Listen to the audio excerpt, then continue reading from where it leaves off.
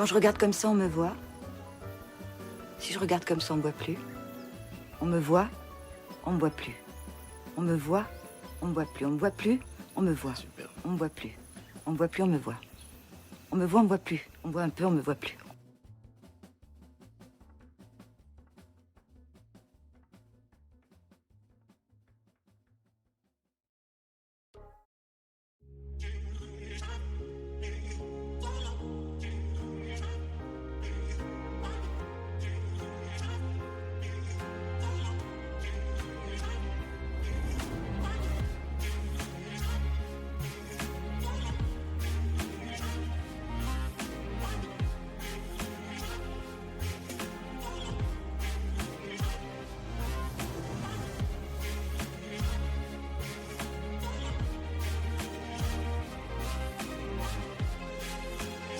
Pour le grand écran, pour voir tous les films et pour rêver ensemble, on a tous une bonne raison d'aller au cinéma.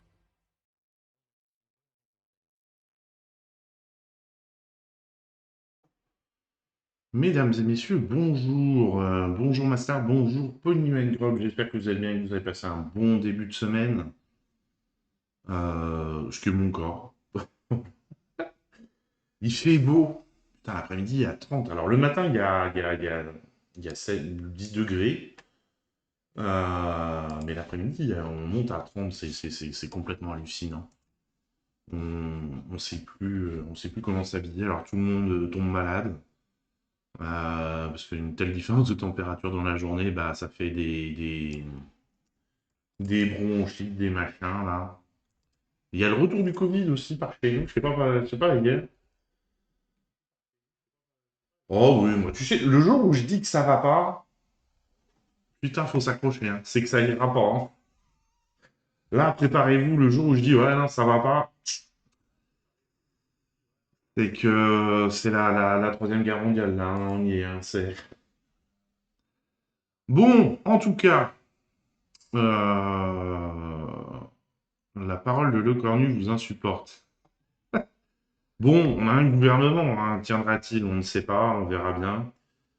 En tout cas, on est mercredi et c'est les sorties ciné de la semaine qu'on va commencer tout de suite avec le nouveau film de Cédric Jimenez, Chien 51. Après Bac Nord et Novembre, on regarde la bande-annonce. J'en ai quelques questions à vous poser, monsieur, mais ce sera pas long, ne vous inquiétez pas. Mais nous ne sommes pas tenus de collaborer avec la police. Nous n'avons aucun lien avec votre monde et aucune foi en lui. On va encore attendre longtemps, mais ça? Vous voulez faire un jeu? Pourquoi pas? Ni oui ni non. Ouais. Perdu. Oh, wow. Le programme ALMA et son inventeur Georges Kessel sont les ennemis du peuple. Alma. Reconstitution. On m'a verrouillé avec une flic de la zone 2. Il faut que j'enquête avec elle. Sur l'assassin de Kessel.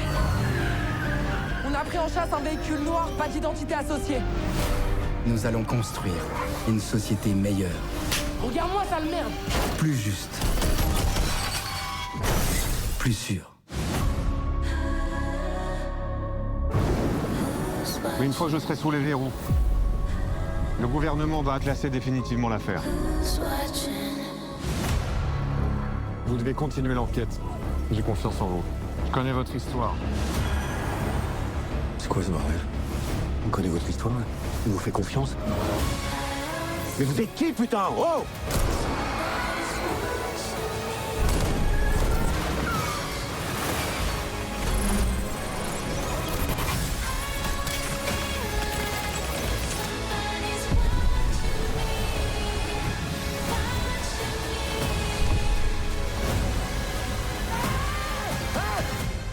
Tout est faux, Malik. Tout est faux.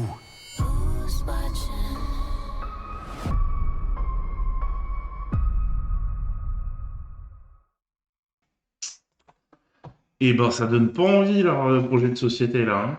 Uff. Alors, voyons voir, on met ça en 120 en plein écran, on appuie où? On appuie là.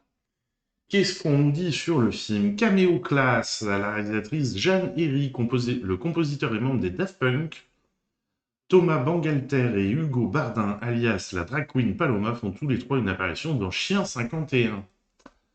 En festival, le film a été présenté en avant-première mondiale lors de l'édition 2025 de la Mostra de Venise comme film de clôture. Il a également été présenté dans d'autres festivals importants comme ceux de Toronto et Hambourg. De la plume à l'écran, il s'agit du premier roman de Laurent Godet à être adapté pour le cinéma. Néanmoins, le romancier a tout de même une affinité particulière avec le 7e art puisqu'il a participé au scénario du film Les Derniers Hommes de David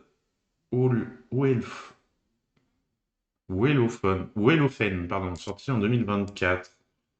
Qu'est-ce que c'était ce film? Ah oui, j'aurais moyennement accroché celui-là. Une équipe qui gagne. Le film est l'occasion pour Adèle Exarchopoulos et Gilles Lelouch de se donner une nouvelle fois la réplique après Bac Nord de Cédric Jimenez.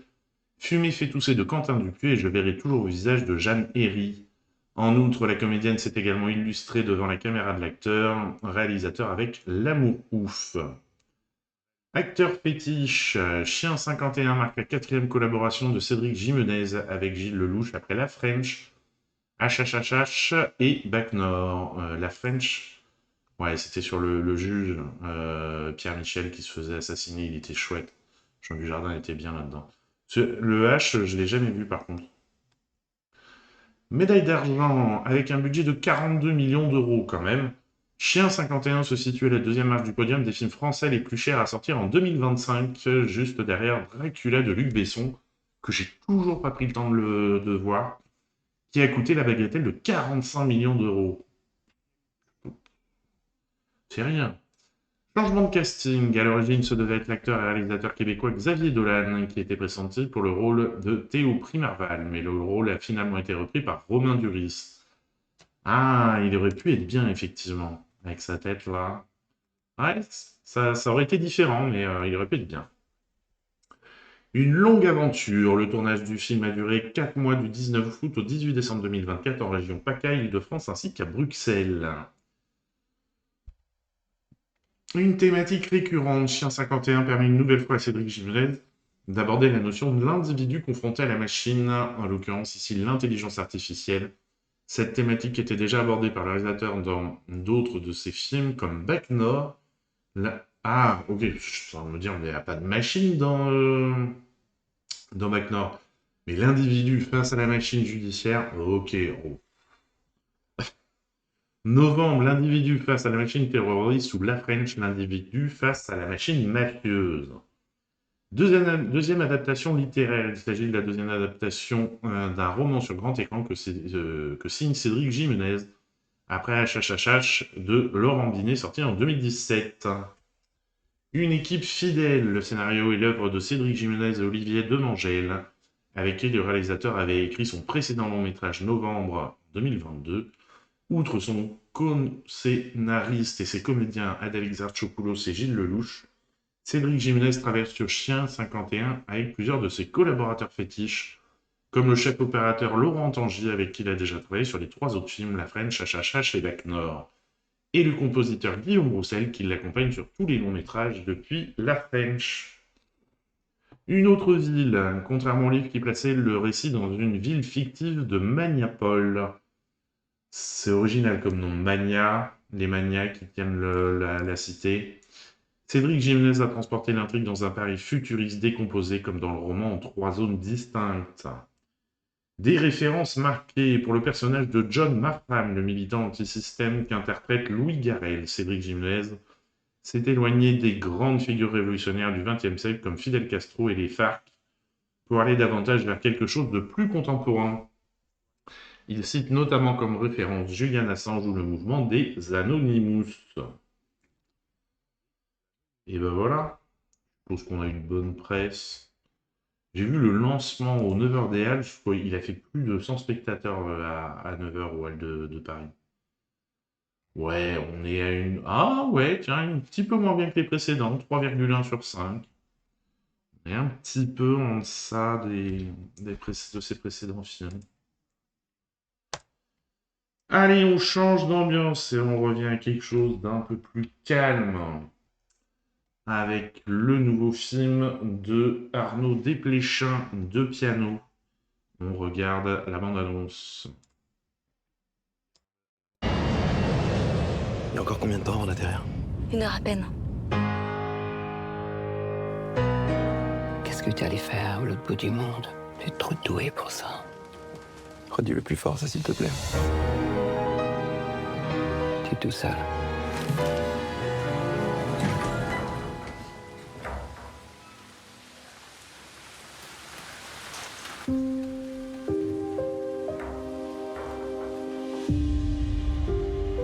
J'ai vu Pierre. C'est merveilleux de te voir, ça fait combien d'années? À l'époque, je vous aimais tous les deux. Et t'as triché. Non. J'étais dans le parc hier. J'ai levé les yeux. Je me suis vu. Qu'est-ce que vous voulez dire? Est-ce que t'as volé ça? Attends, t'as volé une photo de mon fils? Pourquoi tu montes ça maintenant? Va-t'en. Ce soir, tu vas jouer pour moi. À ma place. Non, Je vais arrêter. je peux pas vivre avec ça. Tu vas apprendre. Qu'est-ce que t'attends? Toi. Tu voulais pas de moi. Non, non. Et tu veux toujours pas de moi. J'attendais beaucoup plus. Tu es médiocre. Je veux du travail. Je préfère être seul. Comme toi. Tu es tout seul. Sois brillant demain soir. Je sais pas ce que vous voulez réparer, mais parfois dans la vie, il faut laisser les choses foutre le camp.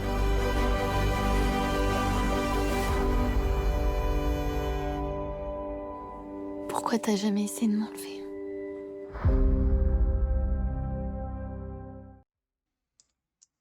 Voilà, voilà. Charlotte Rampling, elle a toujours une prestance, une classe, je trouve, qui est... Je sais pas quel âge elle a maintenant. On va voir vite fait. Charlotte Rampling. Je sais pas si vous avez vu, il y a Diane Keaton qui est morte il y a début... Fin de semaine dernière, début de semaine. Je sais plus exactement. Elle a pourtant une filmographie qui est assez folle, cette femme, avec un nombre de films impressionnant. Et ben, il n'y a pas un seul film en France qui est disponible pour lui rendre un hommage. 79 ans, Charlotte Rampling. Alors, qu'est-ce qu'on nous dit sur le film? Tournage lyonnais, Deux pianos a été entièrement tourné à Lyon et dans plusieurs villes de sa banlieue. Villeurbanne, Bron, Caluire et Cuire, Saint-Genis-Laval et Rieux-la-Pape. À l'automne, le film a été tourné à l'automne entre octobre et décembre 2024, comme le précédent. Sélection au festival. Avant sa sortie en salle, Deux pianos a été présenté dans 2 grands festivals internationaux, à savoir ceux de San Sebastian et Toronto. Toronto, où il a croisé Chien 51. L'ami américain, le film a été co-signé par le producteur américain Kamen Velkovsky, c'est bien un nom américain ça, qu'Arnaud Desplechin avait rencontré lors du tournage de son film Jimmy P, psychothérapie d'un Indien dans les plaines, sorti en 2013. Il s'agit de son premier scénario. Changement de titre. À l'origine, le film devait s'appeler Une affaire, en référence au long-métrage Love Affair, en français Elle et lui, de Léo McCarey. Voilà. Ah oui, oh oui, oh c'est un classique ça. Mais le titre qui se traduisait par adultère en français évoquait seulement la deuxième partie de l'histoire, ce qui a poussé Arnaud Desplechin à le changer pour en trouver un autre plus générique qui englobait les 2 axes du film. Un personnage stendhalien pour le personnage de Claude qu'interprète Nadia Tereszkiewicz. Arnaud Desplechin s'est inspiré des 2 personnages féminins importants du Rouge et le Noir de Stendhal, à savoir Madame de Rênal et Mathilde de la Mole. Implication. François Civil s'est totalement impliqué dans son rôle, celui d'un célèbre pianiste. Il a tenu à travailler chaque morceau et c'est notamment lui qui joue Irruf Zudir de Bach à la fin du film. Pour se préparer au mieux, le comédien a travaillé avec un coach ainsi qu'avec le compositeur de la bande originale de Deux pianos, Grégoire Hetzel. Un regard particulier au générique du film est crédité la romancière Anne Berest, même si elle n'a pas participé au scénario. Elle a néanmoins fait office de consultante sur Deux pianos. Par le passé, l'écrivaine a participé au scénario de films comme L'événement d'Audrey Diwan et Cœur vaillant de Mona Achache. Acteur fétiche de piano marque la 4e collaboration d'Arnaud Desplechin avec le comédien Hippolyte Girardot après Léo, en jouant dans La Compagnie des Hommes, Roi et Reine, un conte de Noël. De toute façon, Arnaud Desplechin, vous pouvez prendre toute sa filmographie. Alors certes, c'est pas toujours des grandes histoires, mais c'est toujours bien réalisé. Il sait diriger les acteurs, il sait s'entourer de techniciens qui sont bons, qui vont lui faire des belles photographies, des belles lumières et tout. Donc, un cinéma d'une certaine qualité. Influence policière. Le premier plan qu'Arnaud Desplechin et François Civil ont tourné est celui au cours duquel le personnage de Mathias, interprété par l'acteur, est sur le quai de métro et voit le personnage de Simon, incarné par Valentin Picard. Pour les besoins de cette scène, le réalisateur a donné comme indication à François Civil la scène de la filature du policier dans The French Connection de William Friedkin. Alors là, on n'en parle même plus. Enfin, French Connection, c'est plus qu'un classique, c'est un incontournable.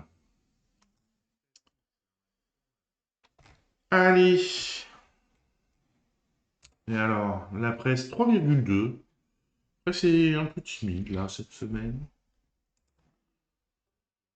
C'est à la fin de la semaine les vacances. On a donc du film jeune public à partir de 6 ans, Marcel et Monsieur Pagnol. On regarde la bande-annonce. Il faut savoir tirer sa révérence. Ah non, il est hors de question que vous arrêtiez d'écrire. Marcel, mes lectrices raffolent de votre travail. Elles veulent tout savoir de vous. Qu'est-ce que tu veux, Marcel? Je veux pas que tu écrives n'importe quoi sur nous, parce que partout où tu es allé, je suis allé.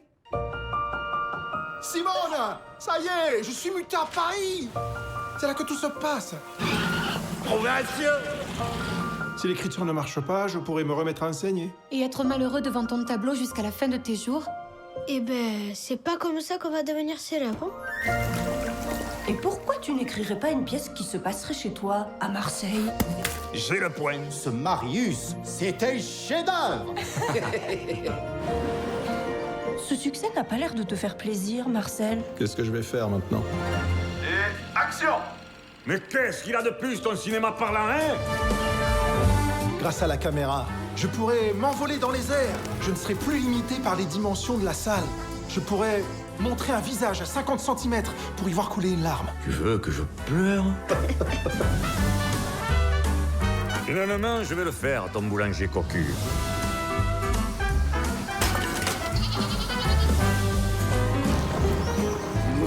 Oh.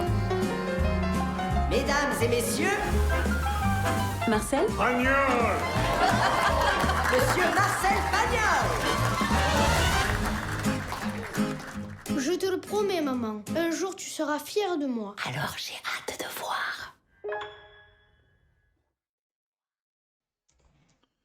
Et bien voilà, ça a l'air bien tout ça. Et donc, c'est celui qui a fait les triplettes de Belleville. Ok, j'avais même pas fait gaffe. Allez, qu'est-ce qu'on nous dit sur cette animation? Cannes 2025, ce film est présenté en séance spéciale au Festival de Cannes 2025. Retour à l'animation. Cela faisait 15 ans depuis la sortie de L'Illusionniste que Sylvain Chomet n'avait pas réalisé de film d'animation. Changement de format. L'Illusionniste. Alors attendez, parce que là je pense à un... Oh oui, il était magnifique celui-là. Ouais. Avec un dessin très particulier aussi.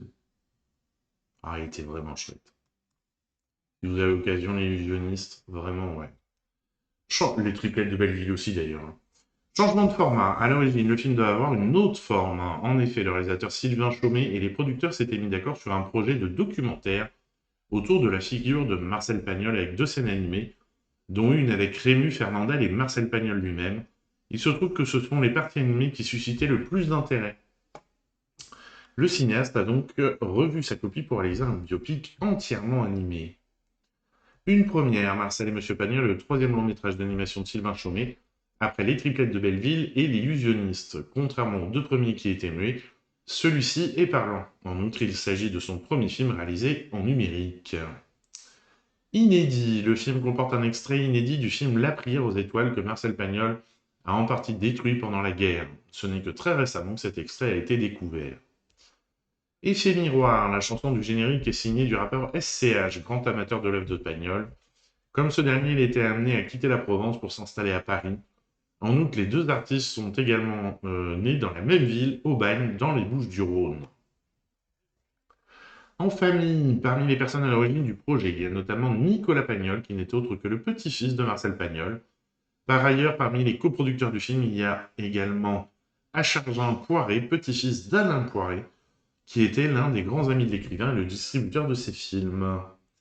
D'une génération à l'autre, parmi les acteurs de doublage du film, il y a Vincent Fernandel, qui est le petit-fils de Fernandel, connaisseur de l'œuvre de Marcel Pagnol. Il a notamment participé à l'enregistrement du livre audio de Jean de Florette et Manon des Sources. Deux voix pour un seul homme. Dans le film, les personnages de Fernandel et Rému sont doublés par le même comédien, l'imitateur Thierry Garcia. Presse féminine, Véronique Filopona, actuelle directrice du L France, double ici Hélène Lazareff, qui n'est autre que la fondatrice du L en 1945. La boucle est bouclée. Et alors, voyons voir, critique presse, 3 sur 5. Qu'est-ce que j'aime bien dans les... Oula, à voir à lire, ils ont pas beaucoup aimé. Une critique un peu positive. France Info Culture, je les aime bien. On sort de la salle des images plein à la tête en se disant qu'il faudra revoir ce film qui finit dans un tourbillon aussi riche et foisonnant que fut la vie de Marcel Pagnol. Non, il faut que je fasse ça. Pas.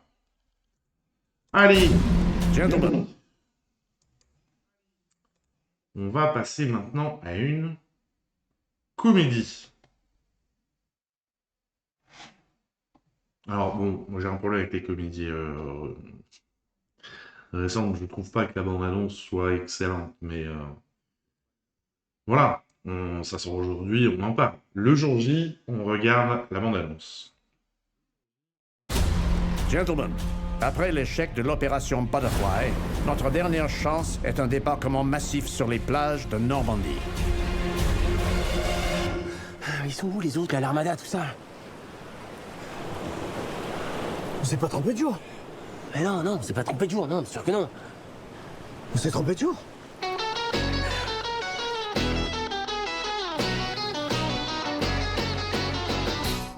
C'est le débarquement! Ils sont où tous vos copains, les 150 000 hommes, les 5 000 bateaux? Vous devez être les éclaireurs, les forces spéciales. Oh non, alors là, pas... Oui, exactement, tout à fait. Nous sommes les forces spéciales. Special Force. Je veux ces deux esprits. Mais d'ailleurs... Oh la gueule. Oh, il est moche. Horrible. J'espère qu'il a pas fait des gosses, celui-là. S'il a fait des gosses, nous les tirons. Nous pourrions nous infiltrer, aller au QG, prendre le poste radio et prévenir Londres. Quelle maufiette. Réveillez-vous, Hans. Faites là. Faites là.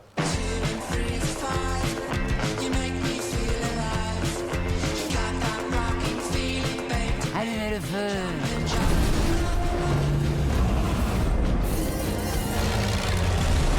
J'aurais bien aimé neutraliser au moins un soldat allemand. Ça faisait la classe pour Margot. Je crois que j'ai une idée, Zarkawi. Non. Non, lieutenant, je vous suis pas. À partir de maintenant, vous êtes le soldat Zarkawi. Zarkawi. Parfait. Je peux aller la Kampf Zarkawi. Oui, c'est ça. Oh, Zarkawi. Excusez-moi pas, là. Quand même. Vous êtes le seul débile de l'histoire à vous prendre en photo tout seul. Personne fera jamais ça. 1, 2...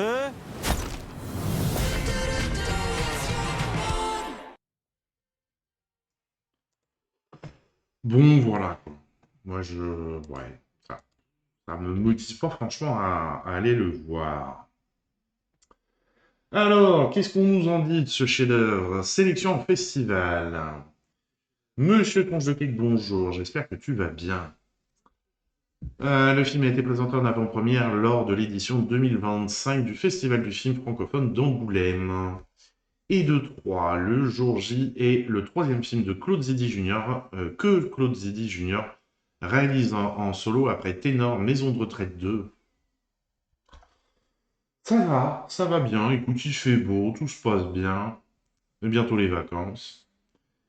Ces deux autres longs métrages, hein, c'est vrai qu'il avait travaillé là-dessus, Les Dégains et Les Dégains 2, avaient tous deux été co-réalisés par Cyril Droux. Alors Claude Zidi Jr., c'est quand même le fils de Claude Zidi, euh, qui a eu quand même une carrière... enfin, enfin, à mon sens, hein, c'était quand même un peu d'autre chose.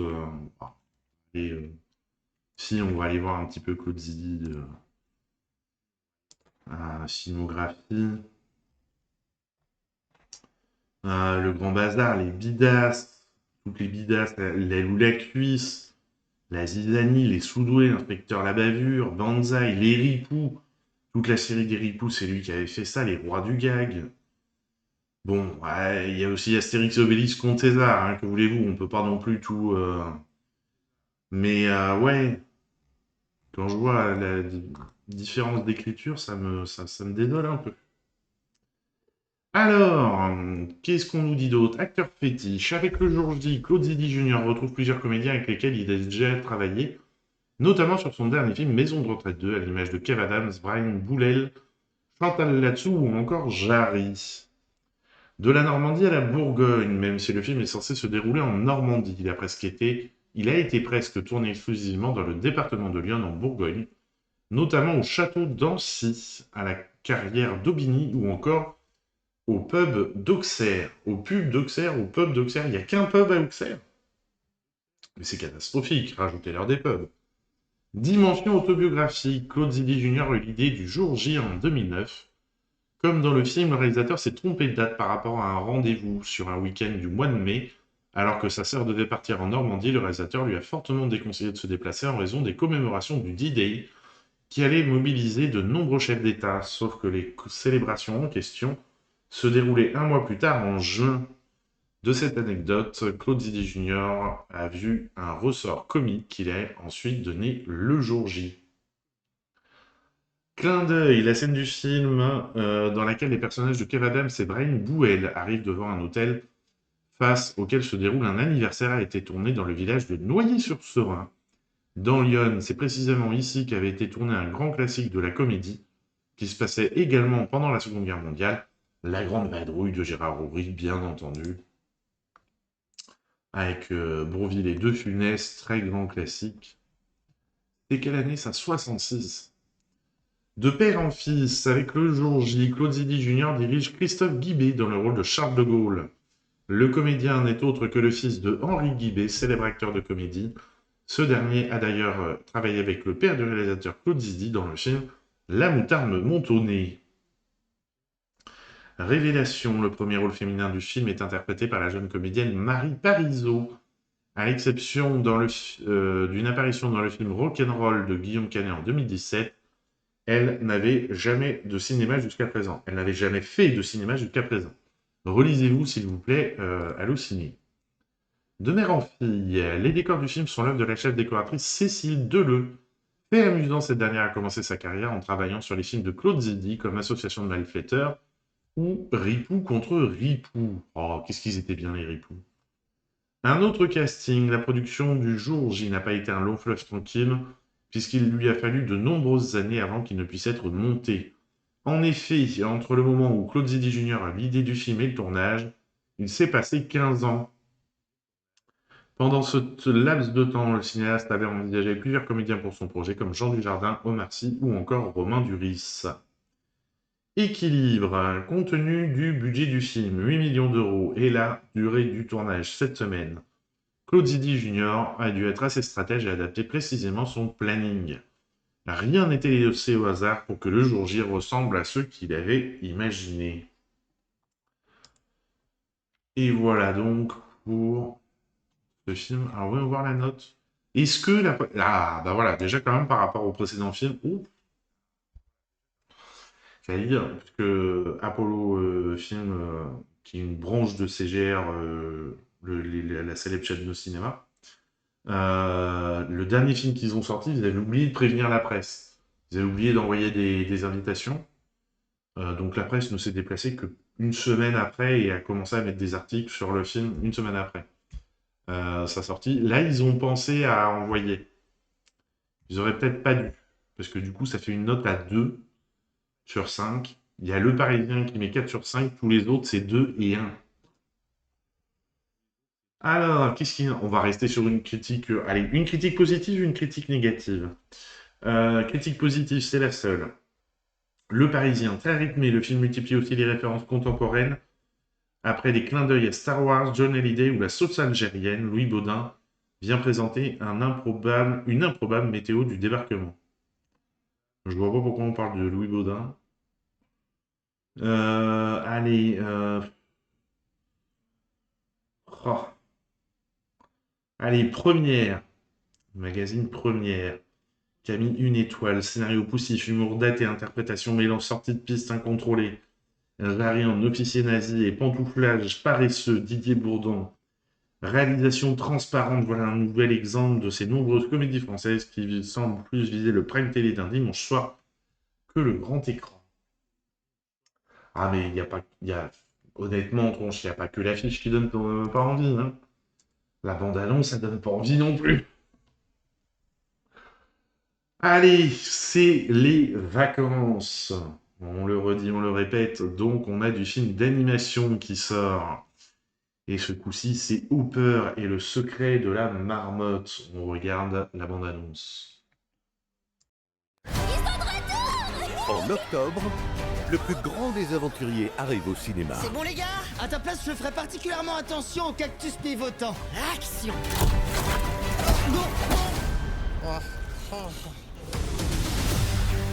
Tu as sûrement déjà entendu parler de la marmotte à la face qui fait volte-face. On dit que celui qui la possède détient le pouvoir de changer le passé. J'ai passé des années à la recherche d'un indice qui révélerait l'emplacement de la marmotte.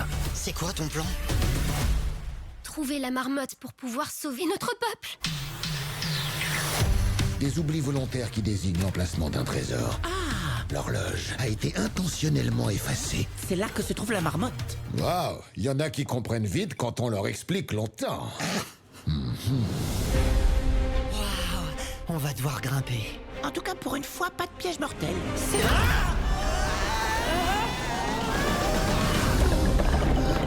Oh, il est trop chaud celui-là. Je trouverai la marmotte avant eux. C'est vous la meilleure. Bien joué, boss. Et arrêtez de m'appeler boss. Ok, boss. L'avenir du monde est entre ses pattes. Je connais pas de plus grands aventuriers. On est prisonniers.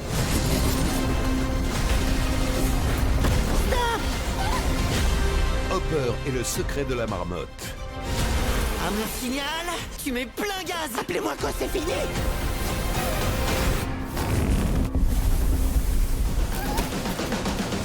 Le 15 octobre au cinéma. Oui, voilà, comme tu dis, pas pire pour toute la famille. Voilà, t'en as pour les petits, pour les grands. Général, je me souviens du premier, il y avait plusieurs niveaux de lecture, donc aussi bien les adultes que les enfants, ils trouvaient leur compte. Voilà, bon, après, on va pas non plus attendre des réflexions philosophiques sur 40 générations, mais voilà. Simple et efficace, j'ai envie de dire. Allez, on passe au film suivant, très beau film. Allô, merci. Lumière pâle sur les collines, on regarde la bande-annonce.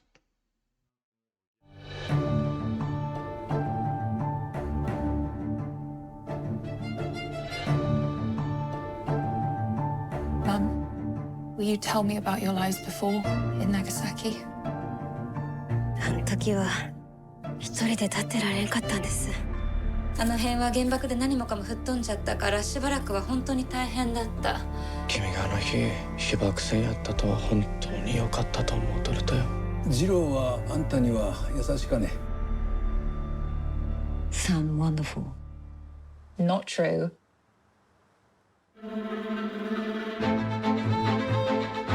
私幸子さんに言っとらんことのあると。君にももう少し母親らしく振る舞ってもらえたかよ。母親らしく振る舞うって何？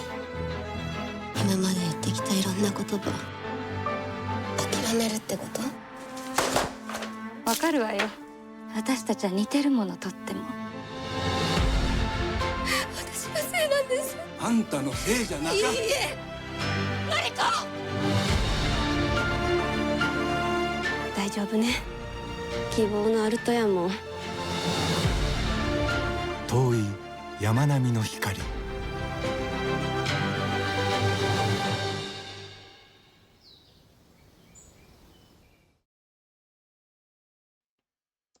Et bonsoir Michel, j'espère que tu vas bien. Mais on est vraiment, ouais, vraiment sur un joli film plein d'émotions. Bon, par contre, on n'a rien sur le film. Des histoires. Paramount qui aurait mis...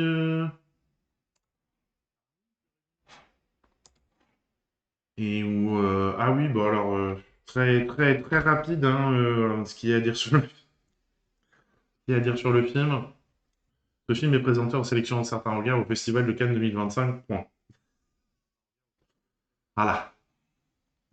Mais ouais, cette fille qui interroge sa mère et qui pointe les endroits où ça va pas, et qui du coup fait ses recherches, réinterroge sa mère, la fait reparler, et au fur et à mesure, on a toute l'histoire qui se déroule comme ça, vraiment, vraiment un très joli film. Moi, j'ai beaucoup, beaucoup, beaucoup aimé. Très simple, beaucoup d'émotions. Comme dit Cinéma Teaser, un cinéma tout en humanité et en sentiments aussi troubles et éprouvants soit-il. C'est tout à fait ça. C'est un très beau film pudique et impressionniste, en plus de dresser le portrait d'une femme, de son histoire intime à travers elle, celle du Japon, nous invite à réfléchir sur la mémoire et sur la vérité.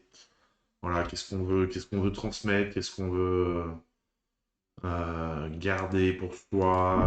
Non. Non, vraiment, ouais. Moi, j'ai passé un très bon moment devant. Il est peut-être un petit peu long, je sais plus. Laissez-moi vérifier la durée. Ouais, non, à peine long, il fait 2h03, ça va. Ça se gère, ça. Allez, pour le prochain, on change radicalement d'ambiance. Avec Black Phone 2, le 1 avait tellement bien marché qu'il fallait qu'il nous en fasse un 2. Black Phone 2, on regarde la bande-annonce. L'attrapeur, vous connaissez? Je l'ai tué. Ce qu'il a vécu dans cette cave, ça l'a transformé. Finn, j'ai fait un cauchemar.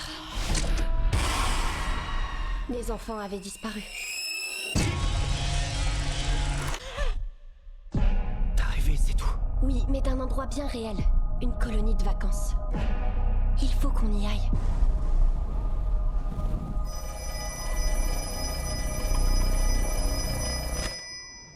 Bonsoir, Finney.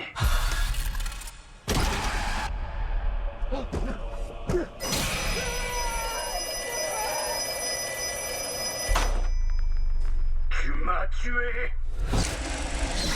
Ça m'a pris du temps. Mais toi, plus que quiconque, sait que la mort n'est qu'un mot.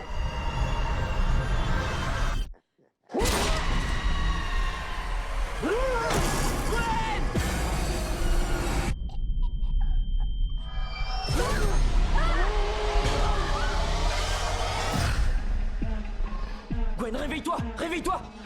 S'il nous a amenés ici, c'était pas pour rien. Rien ne brûle comme le froid.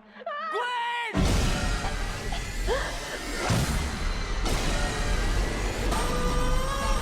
C'est fou comme le vent tourne. Qu'est-ce qui arrive quand on meurt dans son rêve?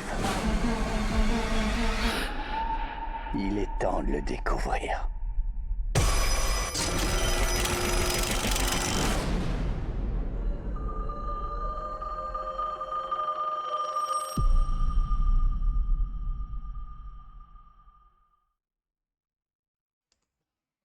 Grosse ambiance, hein. Et alors là, je sais qu'il y a une interdiction, mais je crois pas que ce soit que du moins de 12. Hein. Ouais, bah ils font énormément de pubs, ce qui est pas forcément rassurant, je t'avouerai. Il est interdit au moins de 16 ans. Ce qui n'est pas forcément rassurant, au moment de la sortie, quand il matraque à ce point-là la pub, là, c'est pas dur, tu peux pas lancer un live sur Twitch sans te la bouffer, cette bande-annonce. Tout, à peu près n'importe quel site à y est. C'est qu'ils ont un doute sur la capacité de capter le public du film. Et donc, ils matraquent à mort. Et généralement, c'est lié avec un doute sur la qualité du film. Je ne sais pas s'il est déjà sorti aux États-Unis et quelles sont les entrées aux États-Unis. Mais du surmatraquage médiatique comme ça, pas forcément bon. Et pourtant, alors il n'y a pas beaucoup de journaux à avoir été le voir. C'est même étonnant qu'il y en ait si peu que ça pour un Blumhouse. Il a une note moyenne de 3 sur 5. Mad Movies. Ce qui est étonnant, c'est que des journaux comme L'Étrange Écran, des trucs comme ça, n'avaient pas été le voir. Il est où, Mad Movies? Alors, qui sont un peu experts dans ces univers. Efficace, mais l'univers du 1 retombe dans les codes du slasher à croque-mitaine fantôme. Ouais, c'était un peu le risque. Et là, j'ai pas compris le délire où on voit pas ouais, voilà, ouais, croque-mitaine fantôme, c'est peut-être ça, ouais. On voit pas le gars qui attaque. Pourquoi les gens le voient pas? Alors, effectivement, il est censé être mort. Ouais, je sais pas. Après, bon, je vous donnerai pas d'avis plus que ça parce que je n'irai clairement pas voir ce film. C'est pas mon type de film. Mais si jamais c'est votre type de film et que vous voulez donner un avis, n'hésitez pas sur le Discord, il sert à ça. Allez, on continue. Avec The Chronology of Water, on regarde la bande-annonce.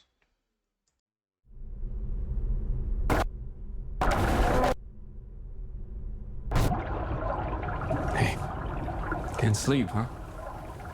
Yeah, me neither. Come here.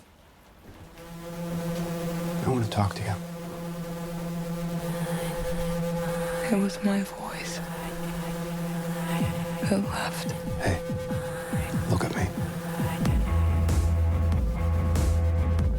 Sometimes I think it arrived on paper.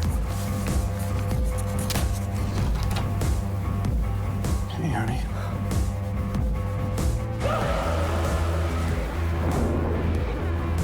We wanted to write. I want you all to be winners. Disappear into your imagination. Nobody's in the room but you and that pen. I love you. And whatever you want to do, I'll support it. That's it.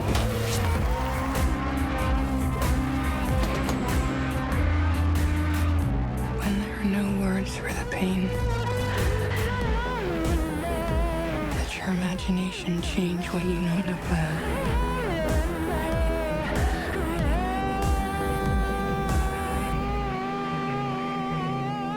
How many miles does it take to swim to a self?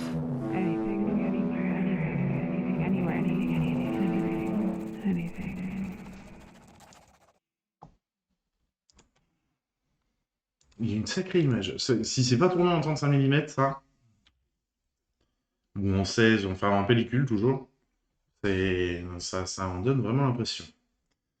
Alors, qu'est-ce qu'on nous dit sur ce film? Naissance du projet. Kristen Stewart a découvert la mécanique des fluides de Lydia Yuknavitch en 2017 sur sa liseuse.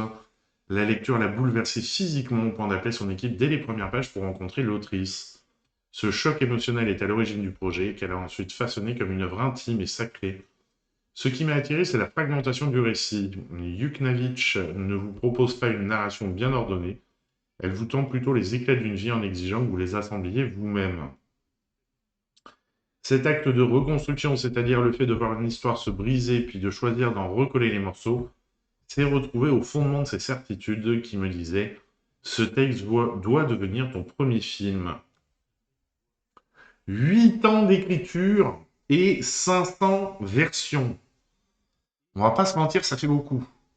Le scénario n'a pas vu le jour facilement. Stewart a écrit, réécrit sans relâche pendant 8 ans, testant près de 500 versions. Elle voulait un script éphémère et neurologique. qui reflète la mémoire elle-même plutôt qu'une narration classique. Cette quête d'une forme libre est devenue le moteur de son premier long métrage. Tournage en 16 mm, je l'avais call. Kristen Stewart a choisi la pellicule 16 mm plutôt que le numérique. La réalisatrice voulait entendre battre le cœur de la caméra et donner au film une texture de mémoire proche d'un flipbook. Ce choix technique participe au sentiment d'intemporalité et invite le spectateur à combler les vides avec son propre vécu. Je pense qu'il était impossible d'engranger la quantité d'informations qu'enregistre une caméra numérique, tout en laissant au spectateur la possibilité de remplir eux-mêmes les vides. Il fallait que le film donne l'impression d'être à quelque distance, afin que le spectateur se penche vers l'écran et essaie de s'immerger dans l'histoire. Cannes 2025, The Chronology of Water a été présenté en sélection Un certain regard au Festival de Cannes 2025.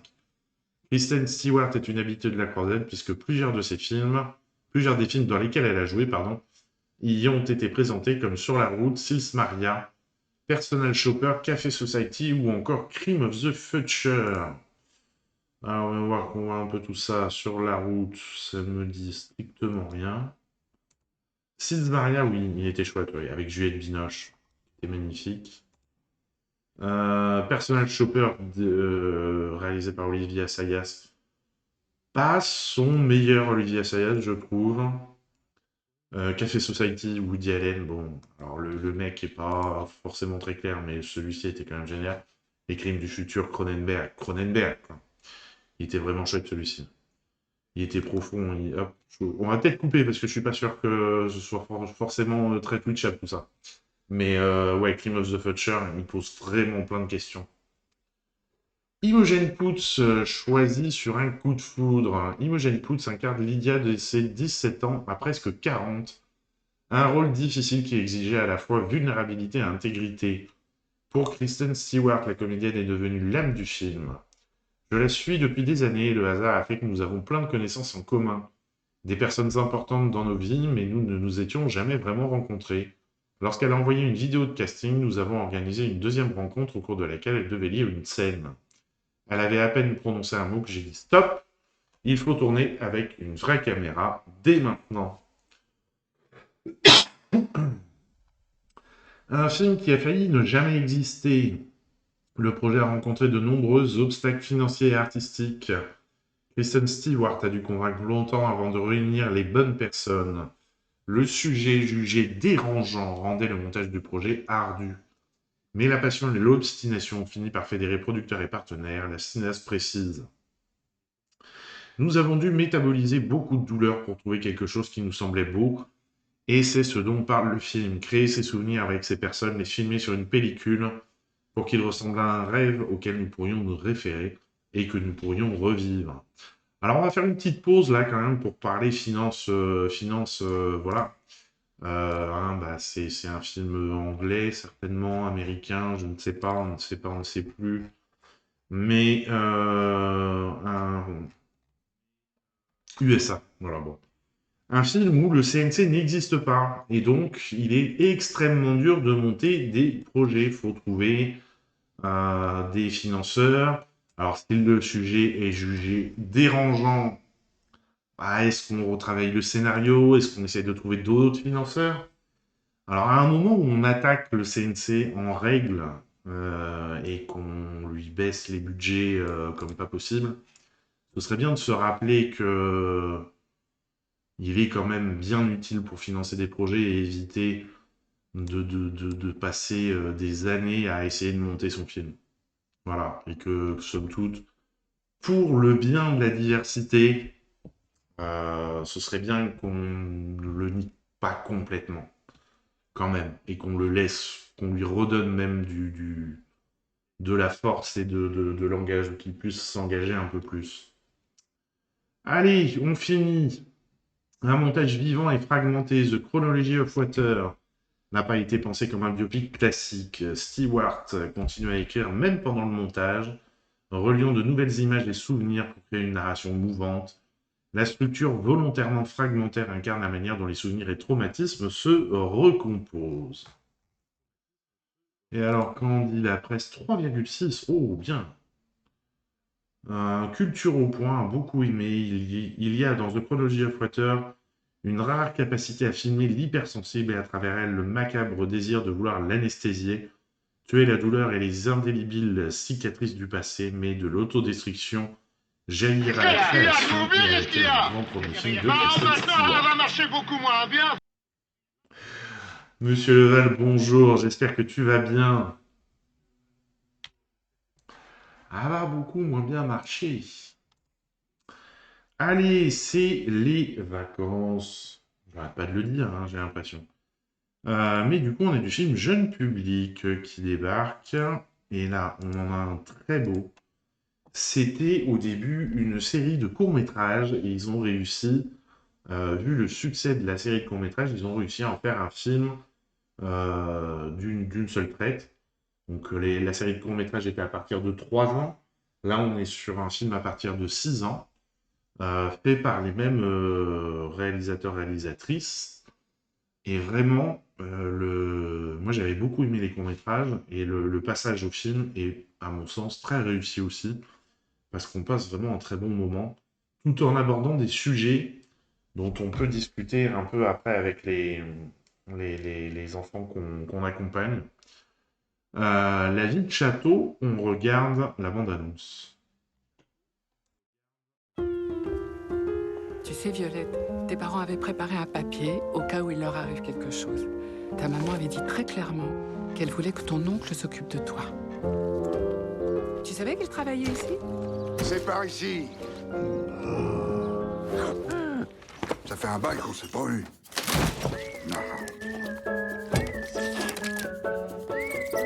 C'est qui le grand moche qui pue? C'est mon oncle, Régis. T'es chez lui maintenant? Ça te plaît, Versailles? Nous, ici, on est au service de l'histoire.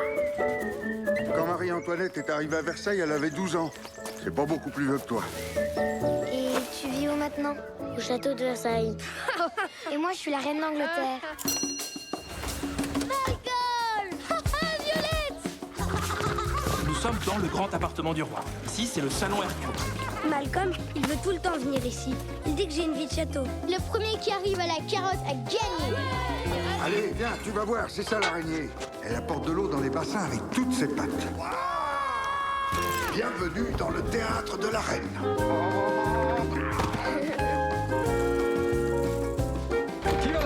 J'ai vu le vrai Louis XIV. C'est impossible, Violette.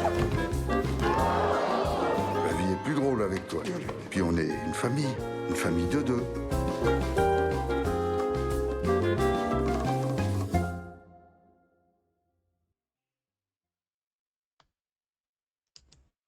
Voilà donc pour ce film.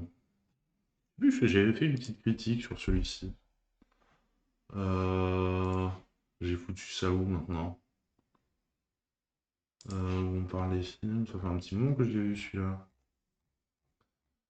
La vie de château. Ah oui, non, bon alors j'avais fait très rapide là, hein. Ce très beau film d'animation aborde avec tendresse et poésie les thématiques du deuil et la résilience, mais aussi la découverte de l'altérité et le sens de la famille. Effectivement.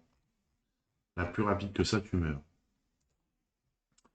Allez, on passe au film suivant. C'est vraiment Depardieu qui incarne le rôle d'un gars.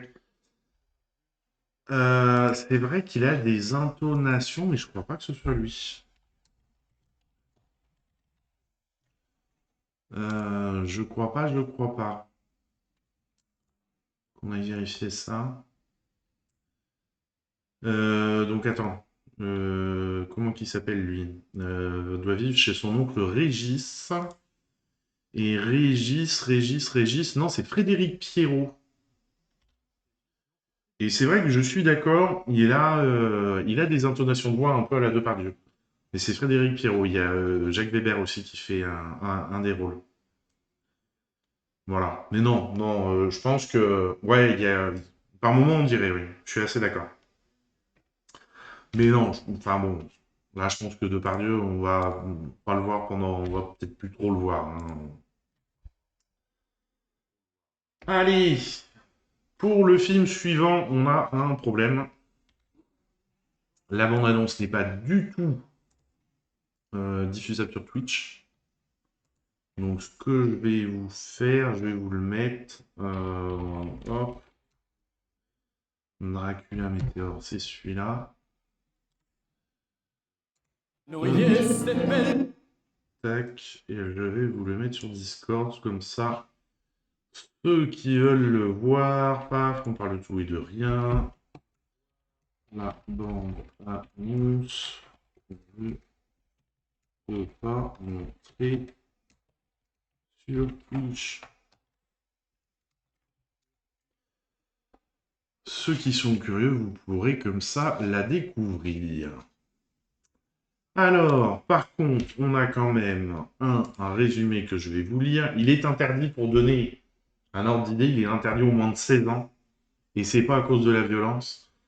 Un acteur incarnant Dracula dans un restaurant de Transylvanie s'enfuit de la représentation poursuivie par les clients et les propriétaires des lieux, désireux de tuer le vampire. Parallèlement, un jeune cinéaste met sa créativité à l'épreuve des possibilités illimitées d'une fausse IA, créer un mélange surprenant d'histoires diverses d'hier et d'aujourd'hui sur le mythe originel de Dracula. Voilà. Bon, maintenant qu'on a dit ça, qu'est-ce qu'on nous dit sur le film? Sélection festival avant sa sortie sur les écrans français. Dracula a été présenté en première mondiale lors de l'édition 2025 du festival de Locarno. Il a également été sélectionné dans ceux de Busan, New York, Vienne ou encore Vancouver. Alors, quand même, on va s'arrêter 2 secondes sur Rat du Jude, parce qu'il me semble, si je ne me rappelle pas, oui, voilà, Continental 25, son précédent film. Bad Luck Bangui, Girl Unicorn. Il était génial, ce film.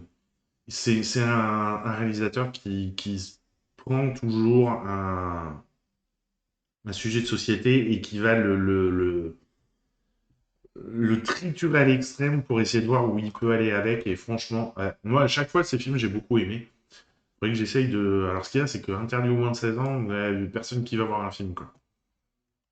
Dans des petites villes comme les nôtres. 2 pour le prix d'un. Un réalisateur prolifique, Rat du Jude a sorti 2 films sur les écrans français en 2025. Outre Dracula, il est également l'auteur de Continental 25 en salle depuis le 24 septembre. Les 2 films ont été réalisés à la suite avec les mêmes acteurs et la même équipe technique. Allez, tant qu'on y est, on continue. Une évidence, réaliser un film autour de la figure mythique de Dracula était une évidence pour Rat du Jude.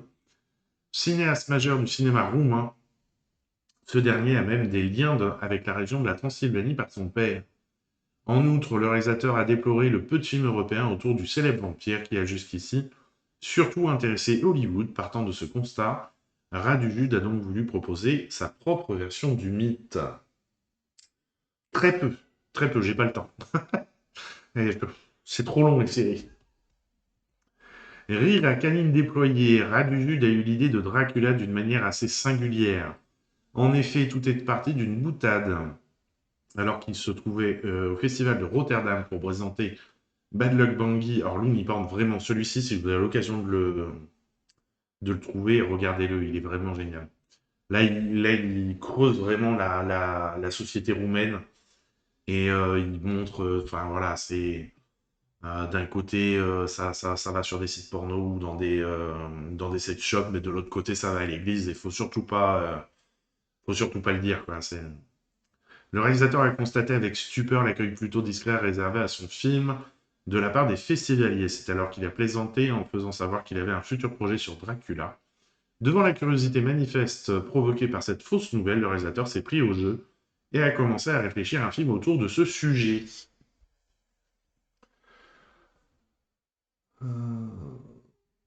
Ouais, oui. Alors c'est vrai que le midi, j'ai pas cette problématique de chercher un bon film, puisque on a une plateforme réservée aux... Ah tiens, j'ai plus mes... Ah si, parce que je suis... On a une plateforme réservée aux professionnels. Et il me remet la fiche, là? Merci. Hop, que je te montre vite fait, On a une plateforme réservée aux professionnels, tu vois, où on a les films qui se succèdent, c'est classé par ordre de date de sortie. Et donc là, je me pose pas de questions, en fait. Je les prends dans l'ordre et puis je les regarde tous. Il y en a, je les subis fort. Il y en a qui sont bien, il y en a qui sont très bien, hein, voilà, mais il y en a... Il n'y a pas beaucoup de comédies, c'est un peu le problème de cette plateforme. Donc pour le Le midi, pendant la pause repas, la question du choix de film se pose pas tellement. C'est plus ce soir où des fois je me dis... Des fois je lance une série. Non, il n'y a pas Kaamelott. Mais... Des fois je lance une série, mais ce qu'il y a, c'est que tu commences une série saison 1, tu as 24 épisodes ou 12 épisodes, même 12 épisodes d'une heure, une heure et demie. Si tu as 3-4 saisons à rattraper, bah voilà, quoi, tu t'en sors jamais, quoi. Alors non, il n'y a pas Kaamelott. Là, c'est vraiment du film, c'est dédié au film à essai. Kaamelott, ils n'ont pas besoin de nous le montrer pour le sortir, tu vois. Non, voilà, tous les gros films, en gros, n'y sont pas. Parce que... Bah non, mais après, il pourrait le mettre Kaamelott, en fait, en vrai. Parce que c'est plus facile pour nous de vendre un film qu'on a vu auparavant, en parler à notre public, et voilà, et les inciter à aller voir le film, ou leur donner la motivation. C'est plus facile quand t'as vu le film que quand t'as vu qu'une bande-annonce, quoi. Alors c'est vrai que là, en plus, Kaamelott, ils vont à l'extrême, on vient juste d'avoir la durée définitive du film, il fera 2h19. La presse a vu que 33 minutes. Enfin bon, c'est un bordel sans nom. Et après, là, c'est surtout de la communication, ils jouent beaucoup là-dessus pour créer une hype, une envie, créer un mystère autour du film. C'est comme à l'époque quand ils avaient sorti, je sais pas si tu te rappelles, Bienvenue chez les Ch'tis, ils l'avaient sorti pendant une semaine ou 15 jours que dans le nord de la France, avant d'ouvrir à tout le reste de la France. Il y avait des... On pouvait trouver enfin, ils vendaient que c'était le film complet sur Internet. À l'époque, c'était sur Emule et tout. Mais en fait, j'avais appris ça plus tard, c'était la maison de production de Danny Boone qui avait fait ça. Et en fait, t'avais toujours que 10 minutes de film, c'était toujours les mêmes 10 minutes. T'avais jamais le film entier, ça tournait en boucle comme ça. Et du coup, bah, ça avait créé une envie, une impatience, et quand le film a déboulé dans le reste de la France, ça a été le succès qu'on connaît. Alors après, qu'il soit mérité ou pas, ça c'est encore un autre débat, mais c'est des stratégies commerciales, tout ça. Voilà. Mais c'est vrai que SND nous met des films sur la plateforme, mais pas Kaamelott. Alors, où c'est qu'on en est? Récupération politique. Pour écrire son roman Dracula, Bram Stoker s'est inspiré d'un tyran du XVe siècle, Vlad l'Empaleur, réputé pour sa barbarie. Cette figure historique, également connue sous le nom de Vlad Dracul, fait aujourd'hui l'objet d'une réappropriation par les nationalistes roumains. Ainsi, pendant la production du film, un parti d'extrême droite a utilisé Vlad l'Empaleur comme symbole de sa campagne électorale. Ah, merde. Constatant à quel point le mythe était toujours vivant, Radu Jude a donc essayé de mélanger ça avec la figure de Dracula, inventée par la culture pop. Le but n'était pas de déconstruire totalement le mythe, mais plutôt d'en modifier le sens. Littérature classique. Dans Dracula, comme dans ses derniers films, Radu Jude a choisi de partir d'une structure composée d'un récit principal, mais avec des détours et de nombreuses digressions. Sur ce dernier long métrage, il a notamment puisé son inspiration dans des œuvres littéraires où les histoires se ramifient et se replient sur elles-mêmes, comme Don Quichotte de Cervantes ou Jacques le Fataliste de Diderot. Patchwork s'étirant sur près de 3 heures. Hein? Comment ça? 2h50. Ah ouais, ça va être compliqué de le sortir, ça. Surtout en fin d'année, oui, non, oui. Dracula mélange des images tournées à l'iPhone, des animations en papier découpé, des séquences générées par IA et des styles plus traditionnels. On mélange des genres qui s'expliquent à la fois par la curiosité de Radu Jude en matière de cinéma, mais également par les nombreuses contraintes rencontrées lors de la production du film. Encore une fois, perte de financement, changement de producteur, grande instabilité, #sauver le CNC. En raison des impératifs économiques, le cinéaste a donc dû se débrouiller avec les outils mis à disposition, que ce soit des téléphones, des logiciels d'intelligence artificielle bon marché, une absence d'éclairage ainsi qu'une équipe réduite. Comme au théâtre, avec Dracula, Raduju dirige une vingtaine de comédiens qui interprètent plus d'une centaine de rôles. Un procédé qu'il a emprunté au théâtre, qu'il a beaucoup pratiqué et fréquenté comme spectateur, et où il n'est pas rare qu'un même acteur interprète plusieurs personnages. Voilà donc pour ce film. Allez, on continue avec un film de vacances pour les enfants à partir de 3 ans. Idéal vraiment pour faire découvrir aux plus petits l'expérience du cinéma. Jack et Nancy, les plus belles histoires de Quentin Blake. On regarde la bande-annonce.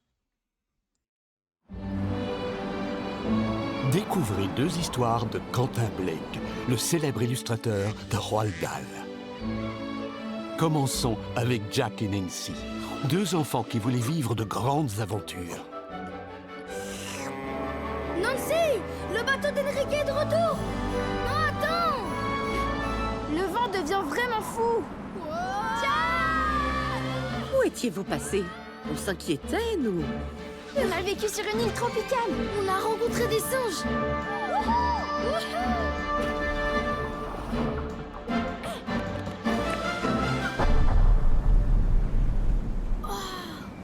Il est extraordinaire, ce volcan. Suivi de Petit Chou, l'histoire d'une femme qui adore préparer de succulents goûters faits maison.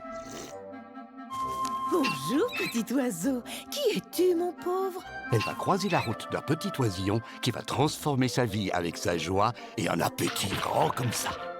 Tu crois que c'est bon pour les oiseaux, le tiramisu? Bien sûr que oui. Regarde comme il se régale. Des histoires racontées par Alexandra Lamy. Plongée dans des incroyables aventures pleines de joie et de poésie. Avec Jack et Nancy, les plus belles histoires de Quentin Blake. Au cinéma, le 15 octobre.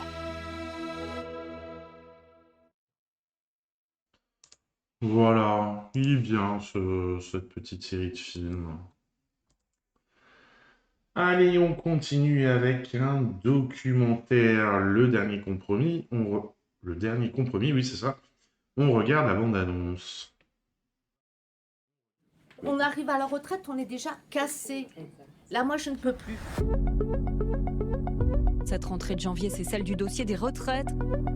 Il faut que la CFDT tienne la ligne, quoi. On avait une autre réforme dans la tête. Bon, sur les starting blocks, alors. On va avoir des emmerdes, là. Ce qui s'exprime, c'est une forme d'attente de reconnaissance du monde du travail qui n'est pas arrivée. On compte pas sur Macron. Le président de la République, il a écrit le scénario tout seul. Il n'y a pas eu de proposition de compromis. Ça fait chier, il fait chier.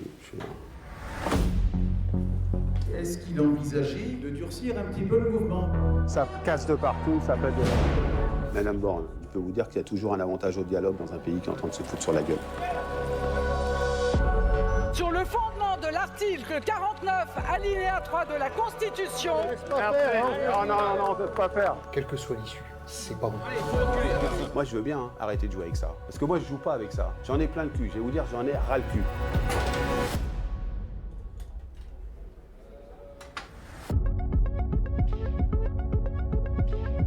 Tu devrais faire un film sur le baby-foot. Qu'est-ce que tu fais sur la CFDT, la retraite? Tout le monde s'en fout.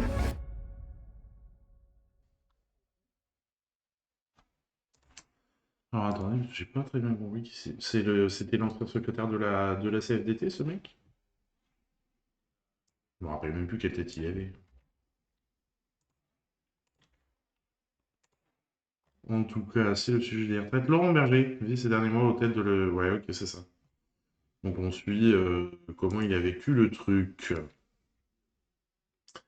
Allez, encore un documentaire très intéressant, Journal intime du Liban. On regarde la bande-annonce.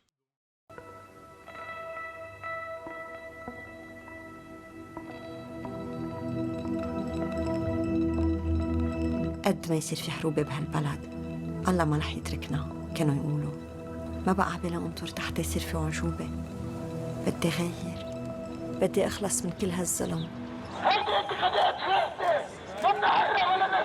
عندي حلم انه يلي عملوا الحرب ما يكونوا هن هلا اللي عم يديروا البلد. هذا في شغله ناطره انا اذا صارت رح تاخذوا مني ما اخذتوه بحياتكم. كل شي صعب لأنه في ناس بعدهم هون بحياتنا. ما بحس انه حنقدر نشوف تغيير بهال100 سنه اللي نحن فيها بلا.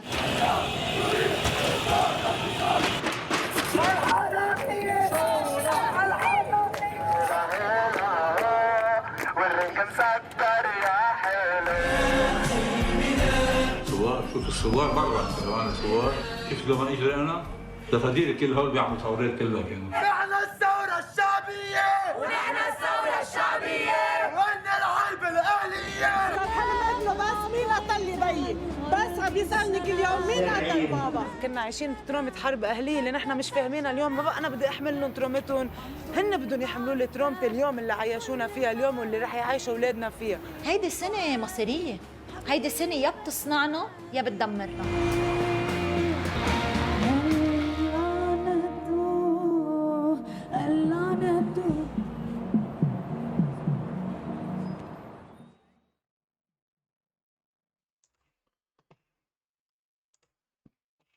Voilà donc pour ce film très intéressant, où on prend plusieurs couches sociales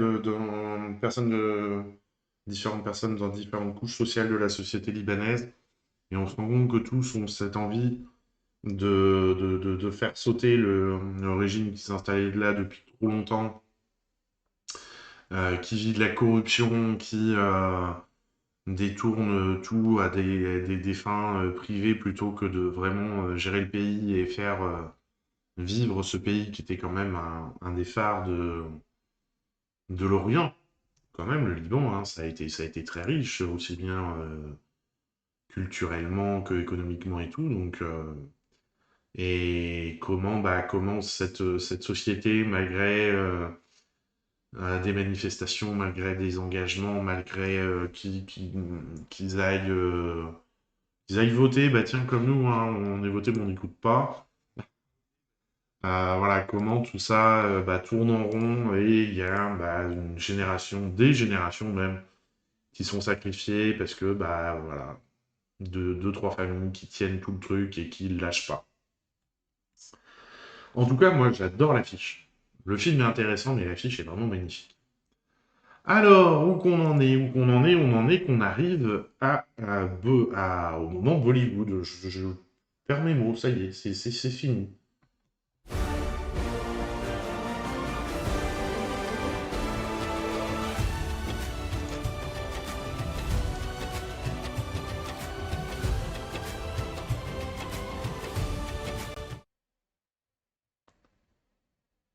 Ah, ça va pas passer l'affiche. Alors, deux qui sont pas très dans la tradition du Bollywood qu'on aime bien retrouver. Mais bon, écoutez, c'est comme ça. Le premier, donc... ah bah oui, mais voilà, mais je comprends. J'avais pas vu sur l'affiche. Est-ce que il est marqué sur l'affiche? Je ne sais pas. Mais c'est un cofinancement Netflix qui commence à se rendre compte que l'Inde, produire des films en Inde ne coûte pas si cher que ça. Et donc, investit pas mal en Inde, mais change complètement la tradition du Bollywood. Faudrait qu'on réfléchisse si on les sort quand c'est des Bollywood payés Netflix, si on les sort du Bollywood ou pas. En tout cas, pour le moment, ils y sont. Bison, on regarde la bande-annonce.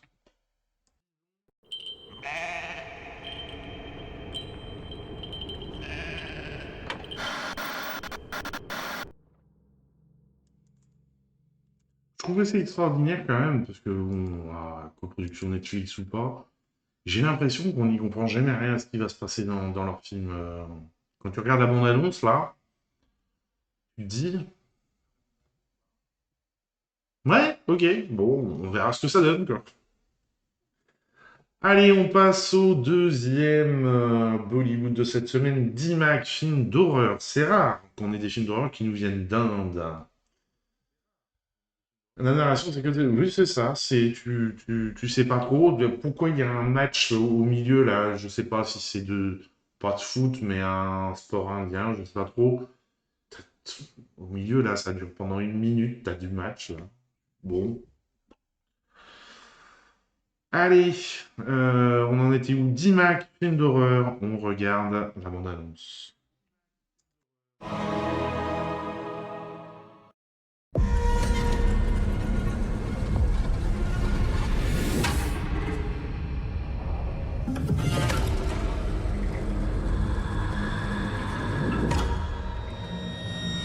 अक्सर patients trauma में इसी तरह रिएक्ट करते हैं, इसमें घबराने की कोई बात नहीं। फराज जरा नीचे आना बेटा। उसे इस शादी में 3 लोग हैं, मैं, फराज और उसकी माँ। तुम अगर मामा का थोड़ा सा ख्याल कर लिया करो तो खुश हो जाएंगे।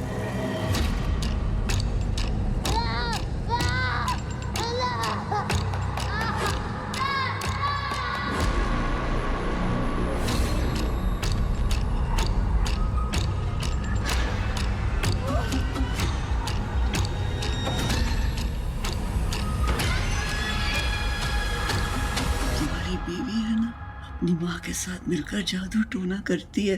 किसी की इतनी मजाल है कि मेरी माँ पे जादू टोना करे।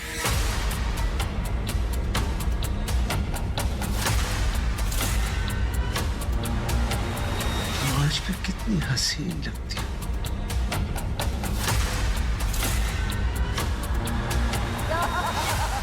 मैं इस घर में बिल्कुल नहीं रुकने वाली हूँ। मैं झूठ नहीं बोली, मैं नमाज पढ़ रही थी। झूठ बोल रही हो तुम।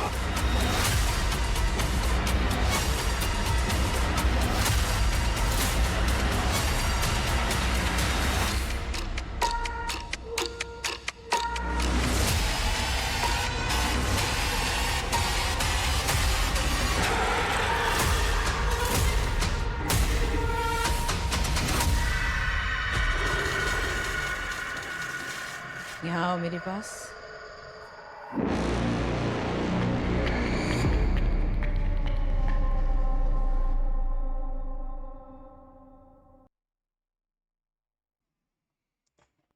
J'ai vu beaucoup de propos. Non, bah, non. C'est bon. Bah écoutez, par rapport à beaucoup de films d'horreur à la noix qu'on voit sortir en Occident, c'est pas si pire. C'est pas si pire. Moi, je dirais ça. C'est pas si pire. Et on arrive au dernier Bollywood et dernier film de cette semaine. Mitra Mandali. Ah bah là, il n'y a pas de sous-titres. On peut même pas en générer sur YouTube. Et ben Mitra Mandali sans sous-titres, on regarde la bande-annonce.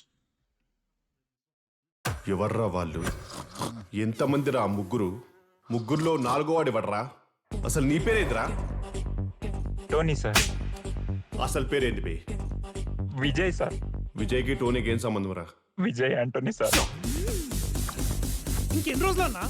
ఇంకెన్ని రోజులన్నా ఈ కులాలకి మతాలకి భయపడాలి నీ నాన్న గురించి తెలిసి నేను ఎవరైనా లవ్ చేస్తారనే ఉంటాడు నా కోసం ఎన్ని దెబ్బలు తిన్నా లేచి నిలబడేవాడు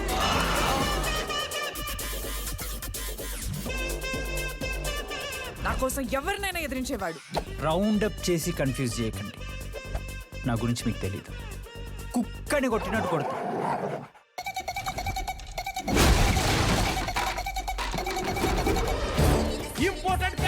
ఇంపార్టెంట్ క్యారెక్టర్ నీ దగ్గర గన్ ఉందిగా కావాలంటే ఇక్కడ కాల్చు ఒక్కొక్క రక్తం పొట్టు ఈ రక్తం పొట్టు కుంకుమ పొట్టు ఏందిరా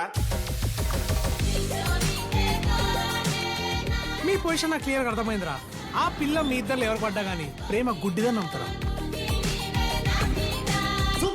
సుబ్బారావు ఎప్పుడు సుబ్బారావు అంటాడు వాడి వీడియో ఏమన్నా వీడి దగ్గర ఉందా వీడియోలో వాడి దగ్గర ఉన్నాయి సార్ ఇద్దరు లవ్ చేస్తున్నావా అవును ఏది కాదురా మేము బిడ్డలు కనాలి మీరు లేవట్టుకోవాలి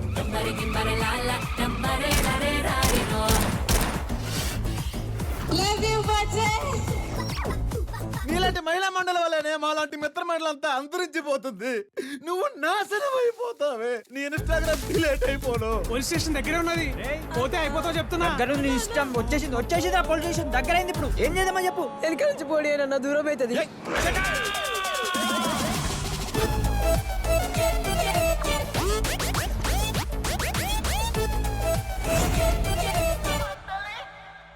ప్రేమించినందుకు నాది వస్తా అంటారు హెల్ప్ చేసినందుకు నా ఫ్రెండ్స్ అందుకు వస్తా అంటారు మీరు ఇట్లా కోసుకుంటా పోతే ఎవరిది మిగులుతా సార్ కోసిన వాడిది మిగులుతుంది perfect sir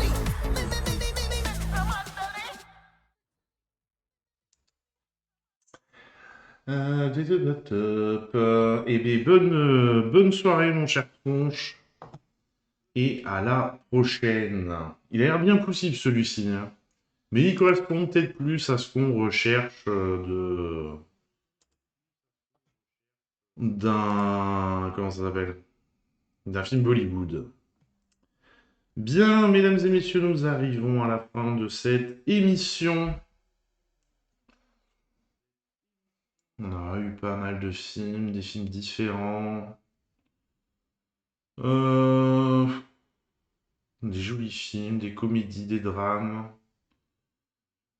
Et puis voilà. Chez qui je peux vous envoyer? Bah tiens, je vais vous envoyer chez Foxeo qui a commencé. Il a commencé il y a longtemps? Non, il vient de commencer tout juste, nickel. Bah écoutez, je vous envoie chez lui.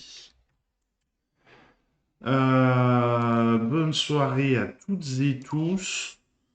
Mercredi prochain et mercredi d'après, il n'y aura pas l'émission puisque je ne suis pas chez moi.